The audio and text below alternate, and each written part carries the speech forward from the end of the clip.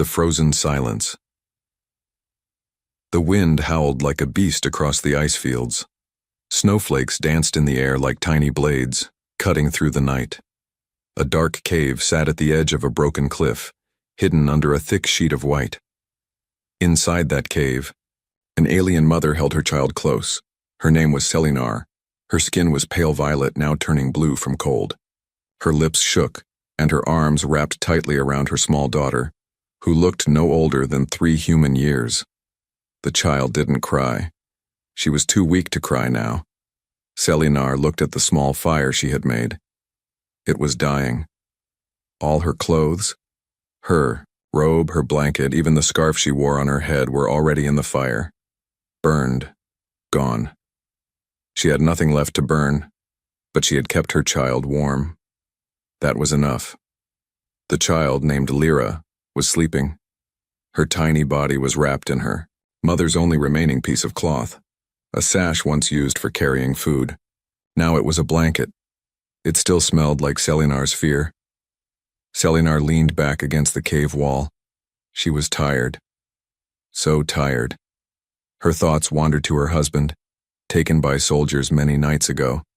He had fought back when the aliens, who ruled their colony, demanded more food. He had paid with his life. Since then, she had been running and hiding, with a child too young to understand and a heart too broken to fight. Now there was only cold. Her stomach growled, but she didn't care. Her eyes closed. Maybe if she slept, the pain would go away. But then, a sound. It was soft at first. Low hum. Then it grew louder, like an engine. Selinar opened her eyes. Her body screamed in pain as she moved. She crawled to the cave's edge and peeked out. A red light blinked in the sky. It was a drone. Her heart jumped. A rescue drone, a patrol, human, alien. She didn't know. The drone passed overhead. It shined its light down the snow trail, but not inside the cave. It didn't see her. It was going away. Selinar felt panic rise in her chest. No, she whispered weakly. Please. She turned to her daughter. The child was still asleep, but barely breathing. Selinar couldn't let her die here. Not like this. Using the last of her strength, she picked up a rock and banged it against the cave wall. Clang, clang, clang. The drone was gone. She fell to her knees, her vision blurry. Her legs had no strength left, her hands were ice. Still she crawled outside, her body dragging across the snow. She waved her arms. She screamed, though no sound came out. She collapsed. The snow kissed her bare skin, freezing her even more. Then, footsteps. Not hers. Not a soldier's. Heavy, strong, and slow. A tall man in a thick jacket stood at the edge of the trees. His face was covered, but his eyes were wide when he saw her. He rushed over, dropping to his knees. He touched her neck. She was still alive. Then he heard a soft, dry cough. The man turned toward the cave. Inside he saw the child, curled up like a fallen leaf, barely moving. The man didn't waste time. He pulled a warm blanket from his bag and wrapped the child. Then another for the mother. He lifted the woman gently into his arms. She didn't fight. She couldn't. With both in his arms, he walked back through the storm. Far in the distance, the snow kept falling. The world stayed cold. But now, a little warmth had returned. Selinar didn't know yet that her life had just changed. She didn't know the name of the man who carried her. But she had felt something, just before she blacked out. Kindness. Not from her own kind, but from a human. Jackson sat beside the small heater inside his survival pod, watching the alien mother and child sleep. The pod was warm now, filled with the quiet hum of recycled air. He had wrapped the mother in his emergency blanket, and the child, so tiny and fragile, rested inside his own sleeping bag. Snow still pounded against the metal walls outside, but the storm no longer mattered. Inside, there was life. He leaned back in his chair and stared at them, still trying to understand what he had found. He was on a supply run, alone. His small ship had detected a heat signal out in the wild. That signal had led him to the cave. He never expected to find them there. A mother who had burned everything to save her child. It haunted him. Her skin had been turning blue from the cold. Her feet were bleeding, her arms were raw from the ice, and yet she had smiled weakly when he placed the warm cloth around her daughter. Even in pain, her first thought had been her child. Jackson respected strength, but this was something different. This was love he couldn't explain. The alien mother stirred and groaned softly. Her eyes blinked open. Violet eyes, tired and full of fear. She saw him. She sat up quickly, pulling the blanket over her chest. Jackson raised his hands, showing he meant no harm. "It's okay," he said calmly. "You're safe. Your baby is safe." She couldn't understand his words, but his voice was gentle. She looked beside her. The child still slept, warm and peaceful. Her lips quivered. Her hand shook. She looked down at the blanket, confused, and then at him. Jackson nodded slowly. "I found you in the snow," he said, pointing to the heater, and then to her.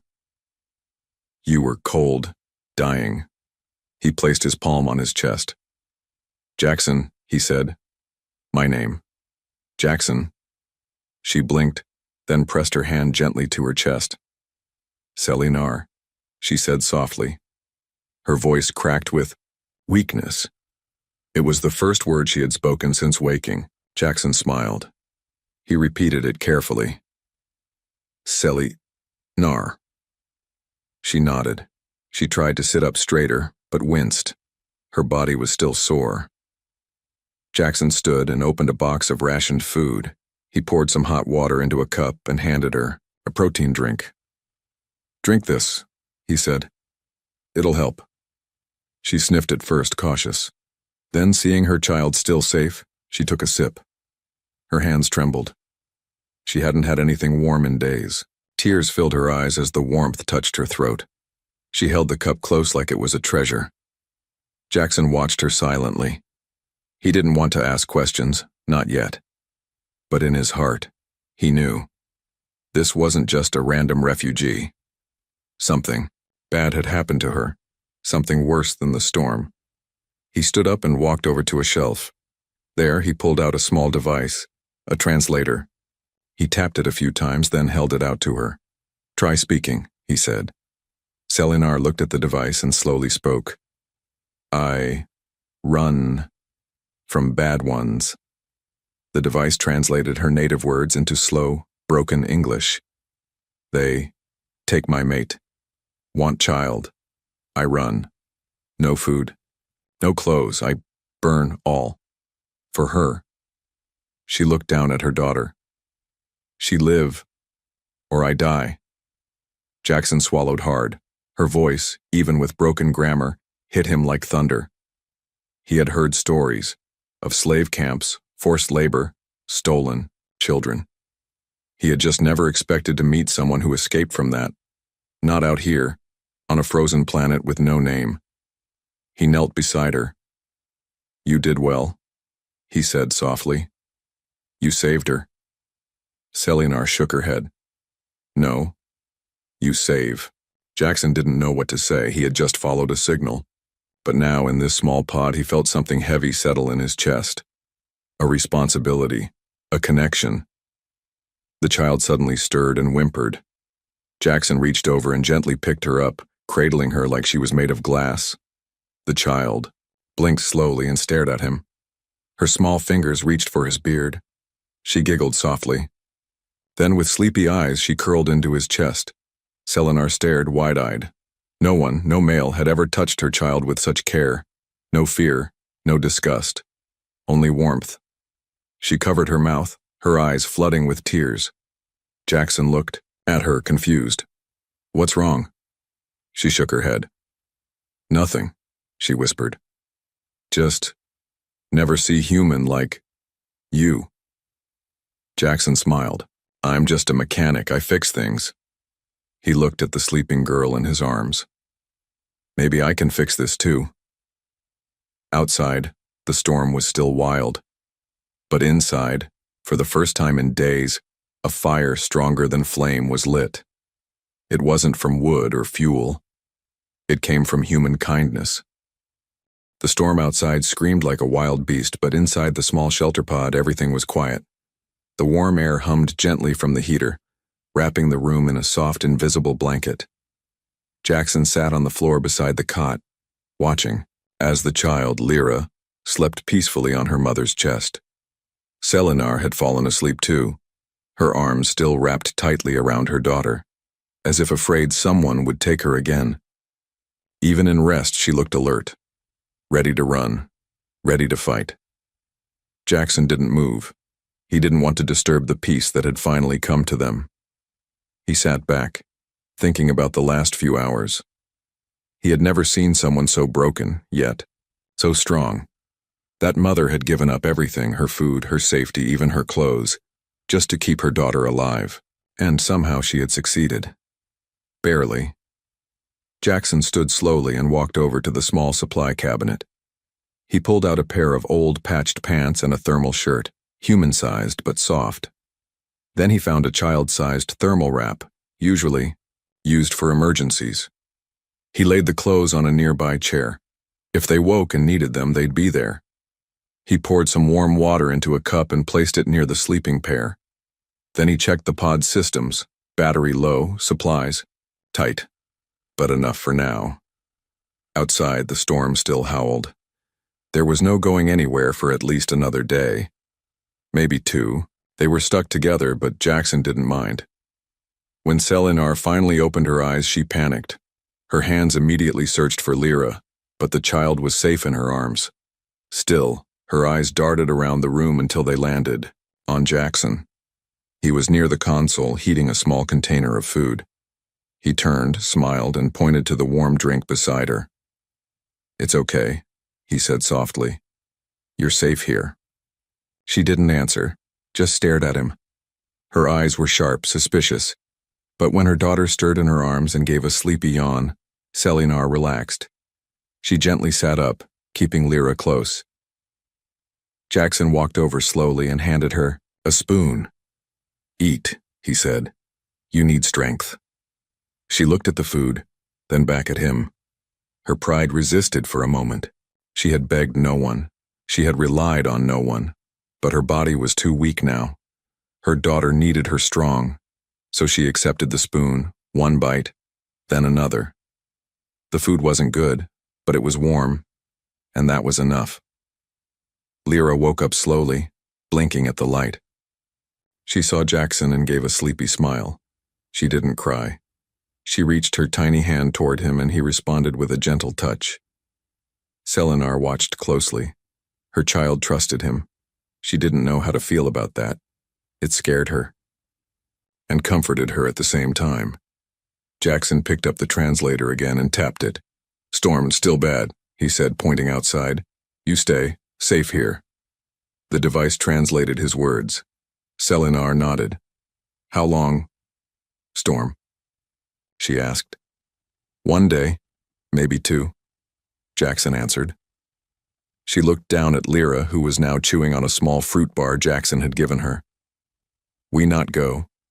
Not now," she said firmly. Jackson smiled. "No need. You're not alone anymore." Later, that evening, they all sat near the heater. Jackson handed Selinar the clothes he had prepared. "These, for you," he said. "Warm, clean." She took them with shaking hands, her eyes wide. She touched the fabric gently, as if it were made of gold. "Thank you," she whispered. She hadn't worn anything but rags for so long. She helped Lyra into the small wrap and dressed herself slowly, carefully. When she was done, she looked at Jackson again, this time not with fear but with quiet respect. Night came, and the lights in the shelter dimmed. Jackson lay on the floor with a thin mat, letting mother and child take the only cot. Selinar didn't understand him.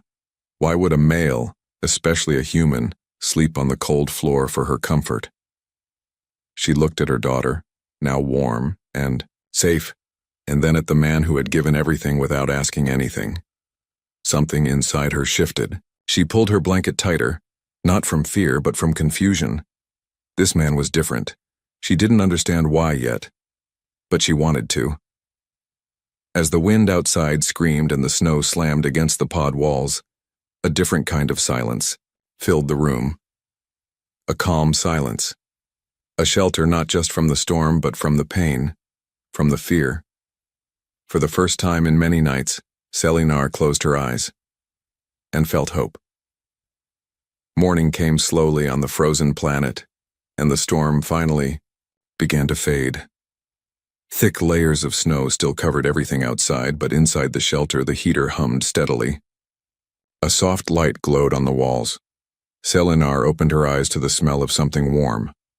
Not smoke, not burning cloth. Real food. She sat up quietly, careful not to wake Lyra, who was still sleeping beside her, holding a half-eaten snack bar in her little hands. Across the room, Jackson stirred a metal pot with a plastic spoon. Steam rose into the air, carrying the smell of something soft and sweet. He looked over and saw her awake. He smiled. "Good morning," he said gently. She didn't understand the words, but the sound was kind. Selinar reached down to fix Lyra's wrap and carefully lifted her daughter's head onto the blanket. She stood up slowly, still sore, still healing. She walked to the corner where she had placed her old boots, cracked and nearly useless, and stared at them quietly. Jackson walked over and handed her a warm cup. The translator rested in his other hand. "Drink, warm," he said. She took the cup and nodded. After a sip, she said softly, "You help us. Why?" Jackson paused.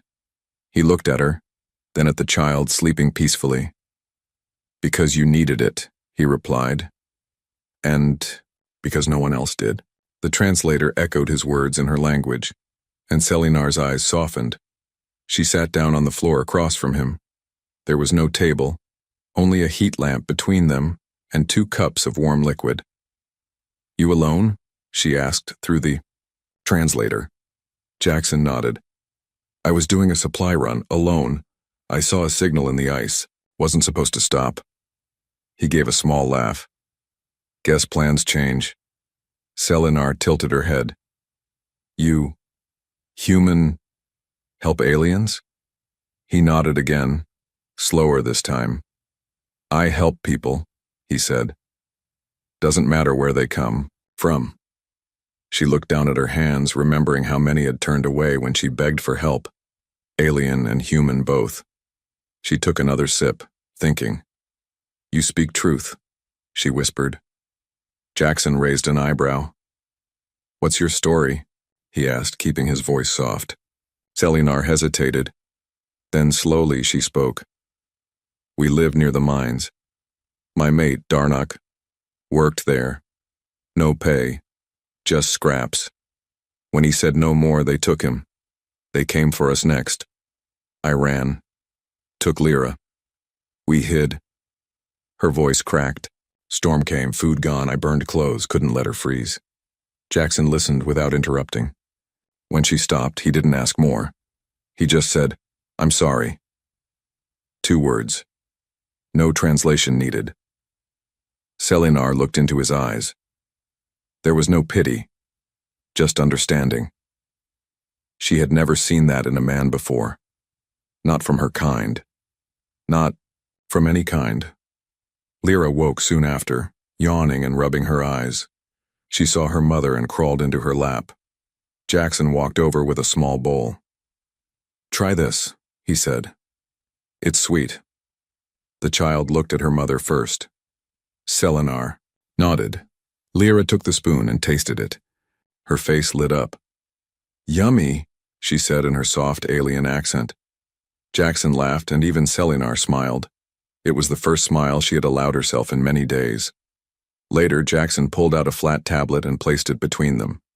He opened a basic language program and pointed at the screen. Let's talk, he said. He typed the word water, then pointed to her cup. Water. Selinar repeated it slowly. Tear. Then she pointed to the heater. Jackson typed, heat. She nodded and repeated that too. They continued for hours, simple words, simple lessons. Each one built a small bridge between their worlds. Lyra joined in, giggling at some of the sounds. She pointed at Jackson and said, "Who, man?" He laughed again, nodding. Yes, human. Selinar learned fast. She was quiet, but sharp. Jackson noticed how quickly she picked up new sounds and repeated them. She asked questions, even though her voice was still soft from weakness. He admired her strength, the quiet kind that didn't need to shout. When the lessons paused, she looked at him and asked something he didn't expect. You stay after storm? Jackson's hand froze over the keyboard. He looked up. What do you mean? The translator echoed her words again. You leave or stay. He leaned back. I don't know. I hadn't planned to bring anyone back. My ship's small, but... He looked at Lyra, who was drawing shapes on the metal wall with her finger.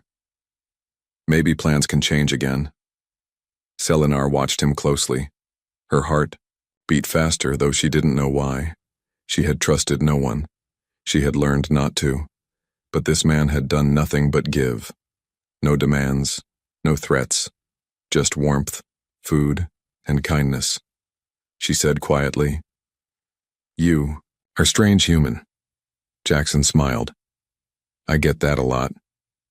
And in that moment something passed between them. Not love, not yet. But a thread, a beginning, a chance. Outside, the snow was still deep. But inside the shelter, words had become more than just sounds. They had become a way forward. The storm had passed, leaving behind a world of silence and white. The snow outside the shelter pod lay heavy and untouched, like a blanket hiding all the pain beneath it. Jackson stood outside, brushing ice off his ship's antenna, while his breath came in visible puffs. The wind had calmed, but the cold still bit deep. He worked fast, wanting to fix the signal booster so he could check the skies. He knew this much peace never lasted long. Inside, Selinar sat on the floor with her daughter curled in her lap. Lyra was drawing with her finger on the cold metal wall, making circles and strange alien symbols. Every now and then she glanced at the door, as if sensing something coming. Selinar's fingers twitched with worry. She didn't like being still for too long. Her instincts screamed that someone would find them. Not someone kind like Jackson, but someone else. Someone cruel. When Jackson returned, he brought news she feared. Scanner picked up a small patrol ship passing near, he said, tapping on the translator. Didn't land, but it was close. Selinar's face froze. Her lips parted, but she didn't speak right away. What kind patrol? She asked slowly. Didn't catch the ID, Jackson replied. Could be yours. Could be slavers, could be worse. She stood up, her arms tightening around Lyra. We must go, she whispered. Jackson shook his head. Not yet. It's too cold, and my ship needs repairs. One more day. Selinar looked at the wall, then at the door. Her eyes flicked, toward her child sleeping again, unaware of the danger. They look for us, she said. I feel it. That night she barely slept. Her ears were sharp, listening to every sound. Jackson stayed awake too, doing quiet work on his tablet. He didn't tell her, but he had seen something else, an encrypted signal bouncing through the snowstorm. Not just a regular scan. It was tracking something, maybe someone, maybe her. He didn't want to frighten her, but she already seemed to know. As morning broke, Lyra was the first to rise, rubbing her sleepy eyes and reaching for her mother. Selinar tried to smile, but it didn't reach her eyes. Jackson handed her a protein bar and a cup of warm broth. Eat fast, he said. We'll move today. But they didn't get the chance. Before they could finish packing, the alarm beeped. Jackson looked at the console. A motion alert, then another. And another. Visitors, he muttered. He glanced at Selinar, who had already scooped up her daughter. "How many?" she asked. Jackson looked at the screen. 3 life forms, armed. Selinar whispered, "Scouts. They track me." She grabbed her torn bag and looked around for somewhere to hide, but there was no time. A knock echoed through the shelter walls. Not soft, not gentle. Jackson stepped forward. "Let me talk," he said. He walked to the hatch and pressed the intercom. "Identify yourselves." A gruff voice responded. "Terran signal detected. Open. Routine inspection." Jackson narrowed his eyes. "Routine? Out here?" The voice was cold. "Refugee laws show passengers." Jackson shut the intercom and looked at Selinar. "They want to see who's inside." Selinar backed into the corner, holding Lyra tighter. "If they see me, they take her," she whispered. Her eyes begged him. "Please, hide us." Jackson thought for a second. Then he grabbed a large supply crate and opened a hidden compartment in the back wall. "Get in," he said. "Quiet, don't move." Selinar didn't argue. She climbed inside, pulling Lyra close. Jackson closed the panel, sealing them, behind the storage bin. It looked like just another wall now. Then he turned and opened the hatch. 3 armed aliens stood there, tall, thick-skinned, dressed in dark patrol gear. Their eyes scanned the pod instantly. "Traveling alone?" one asked. "Yes," Jackson replied calmly. "Just me. Ship broke down in the storm, waiting for the parts to thaw." Another alien stepped forward. "Your scanner shows 3 heartbeats." Jackson shrugged. "Maybe. You picked up my emergency med kit. I had to use it last week, still active." The soldier raised an eyebrow. "We'll look around." Jackson didn't move. "I don't think so," he said. "You don't have clearance to enter a human-registered pod." The soldier smirked. "You're a mechanic, not military." Jackson's hand moved near the emergency alert button. "Want to test that? I send a distress beacon now and we'll both be talking to High Command in minutes." The aliens stared at him, then at each other. After a long pause, they turned around. "Next time, don't hide fugitives," one muttered. Jackson didn't answer. He closed the hatch and locked it. He waited a moment, then walked to the panel, opened it carefully. Selinar and Lyra were still curled up inside, silent and frightened. "They're gone," he whispered. Selinar stepped out slowly, still shaking. You protected us." Jackson nodded. "Of course I did." Selinar looked at him, her voice trembling. "Why? You could get punished." He knelt down and placed a hand on her shoulder. "Because you're not fugitives. You're survivors. And I don't leave survivors behind."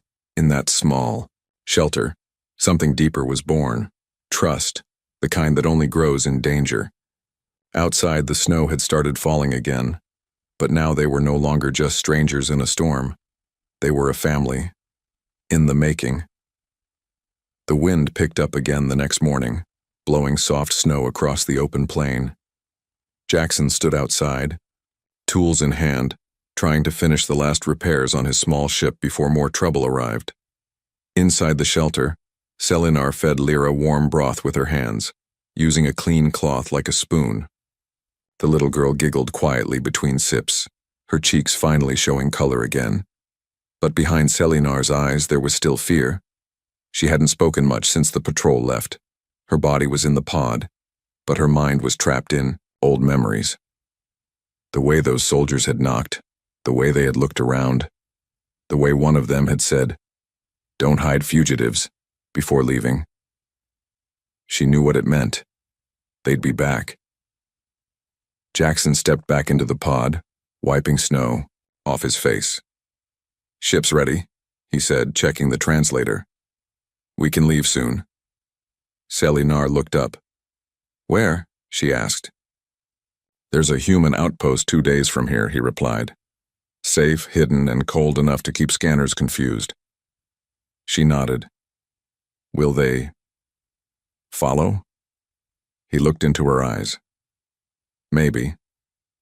But if they do, they'll find me waiting." That afternoon, Jackson began packing supplies into the ship's storage bay. Selinar helped quietly, loading the food and water packs. Lyra walked between them, carrying a small doll Jackson had made from cloth and wire. Everything felt like it was moving toward peace. But peace never lasts long in places like this. Just as they finished loading, the sky roared. A patrol ship larger than before cut through the clouds and dropped fast. Jackson grabbed Selinar's arm. Inside, now. They ran into the shelter as the ship landed hard, kicking snow into the air. The hatch slammed shut and Jackson locked it.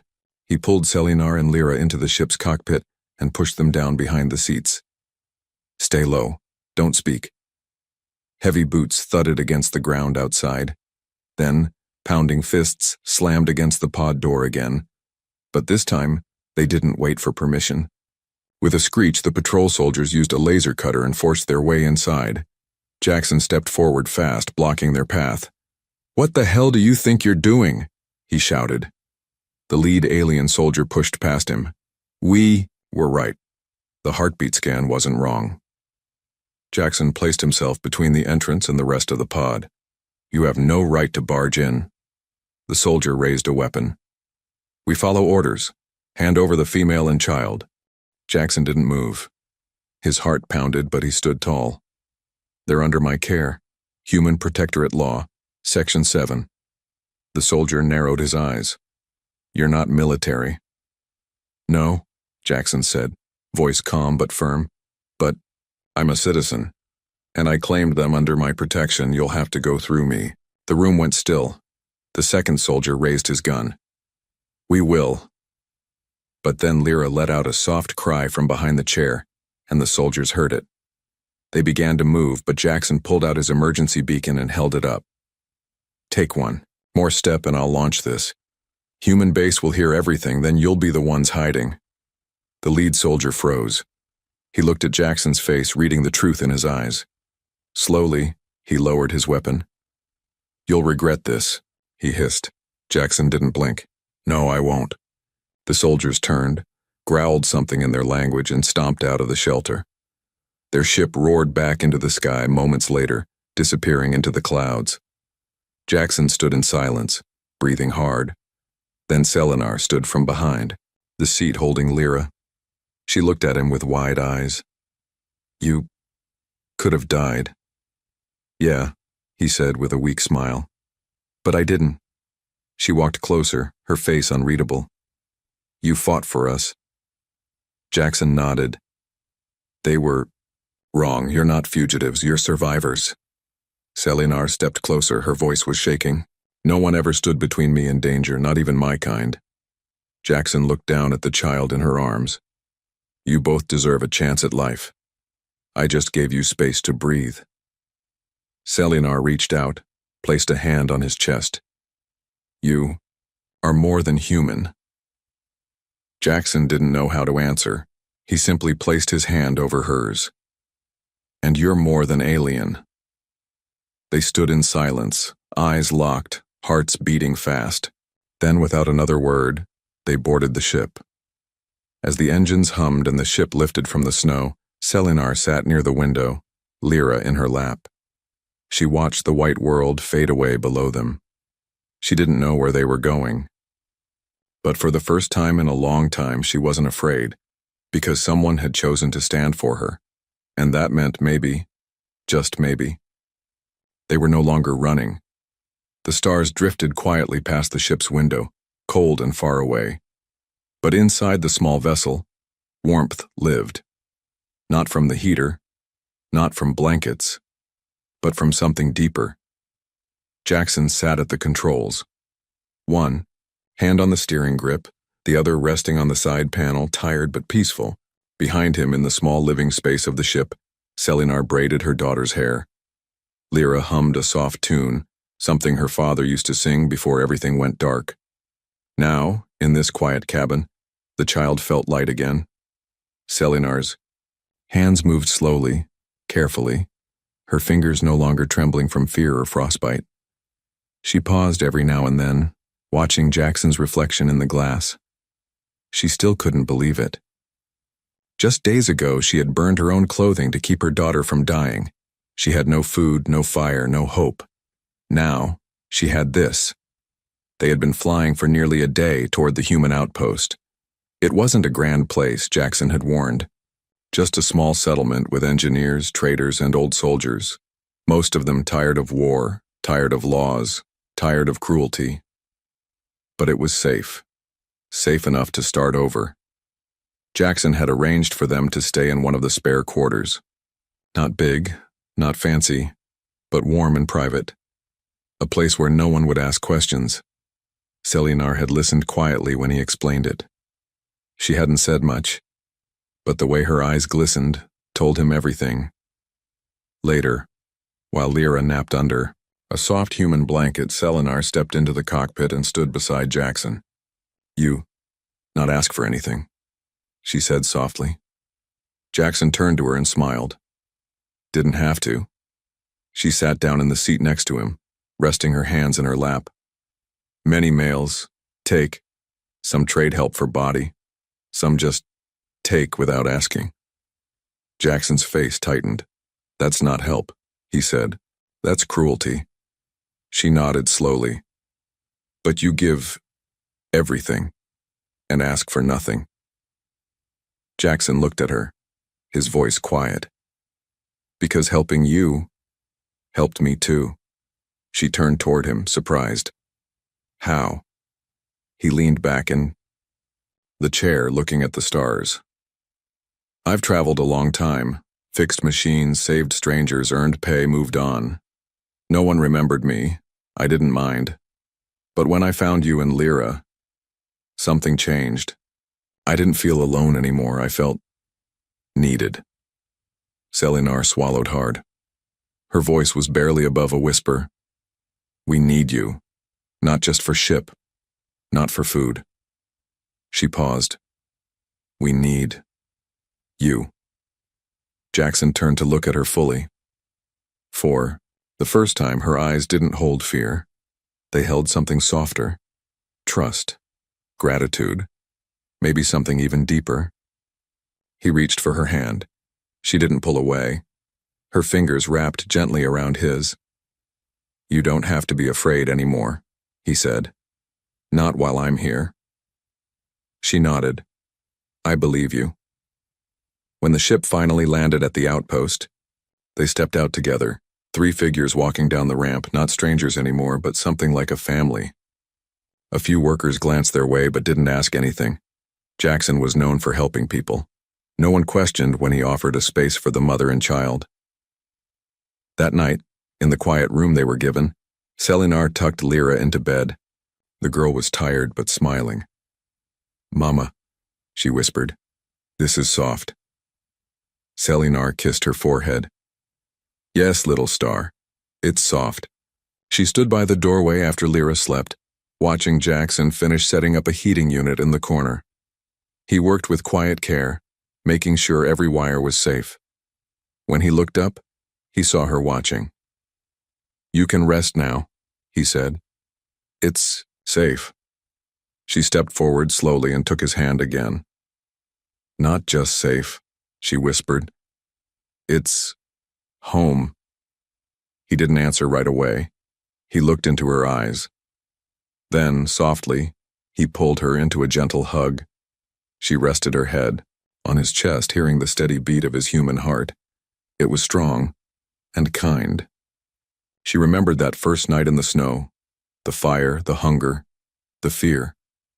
And now here she was, held by the same man who had saved her without asking why. Outside, the cold stars watched from above. But inside, in a small outpost on a forgotten world, an alien mother and her child had found something they never expected: safety, kindness, and a man who had lit a new fire in their hearts, a fire that would never die.